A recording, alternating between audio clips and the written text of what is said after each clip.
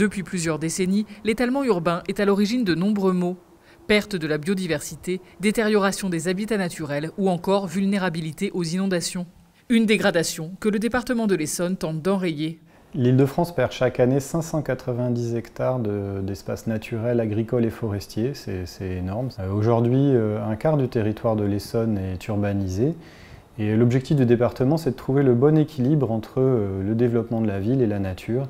Et pour cela, le bon outil, c'est la maîtrise publique du foncier. C'est tout simplement le département qui achète des terrains et qui garantit que sur le long terme, ces terrains resteront naturels. C'est évidemment un enjeu environnemental, mais c'est aussi pour les Essonniens la garantie d'avoir des espaces de loisirs agréables dans lesquels ils pourront se promener et profiter de la nature.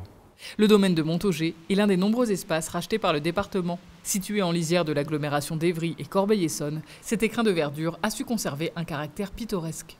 Presque tous les paysages du territoire y sont rassemblés. Une mosaïque d'habitats naturels pour la faune.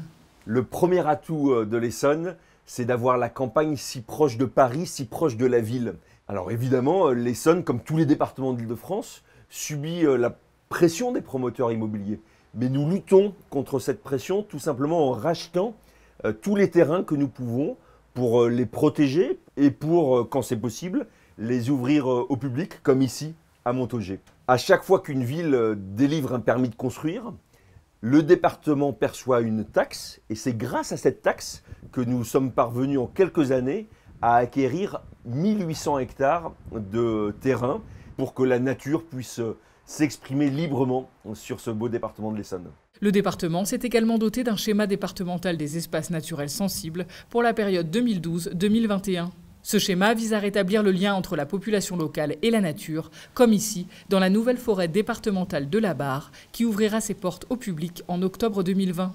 Nous sommes sur le site de la nouvelle forêt départementale, la forêt de la Barre, un massif boisé de 25 hectares. Les aménagements qu'on a réalisés permettent de mettre en valeur une diversité, toute une mosaïque de paysages qui vont de la prairie en passant par le milieu de sous-bois, également les chaos rocheux ou la lande. Le site est également parcouru par un certain nombre de chemins qui permettent aux randonneurs de pratiquer la marche, aux coureurs de pouvoir également pratiquer la course avec un dénivelé intéressant et puis également aux varapeurs de pouvoir s'essayer sur les blocs de grès du massif. 15 panneaux pédagogiques, un point de vue sur la vallée de la Juine ainsi que 2 mares pour les crapauds communs complètent cet aménagement. Cette forêt est également un habitat d'intérêt communautaire qui abrite insectes et oiseaux et qui pourrait permettre le retour de l'engoulevent d'Europe, un migrateur nocturne. Actuellement, 32 espaces naturels sensibles sont protégés et aménagés par le département. De quoi se ressourcer loin des bruits de la ville, à seulement quelques kilomètres de Paris.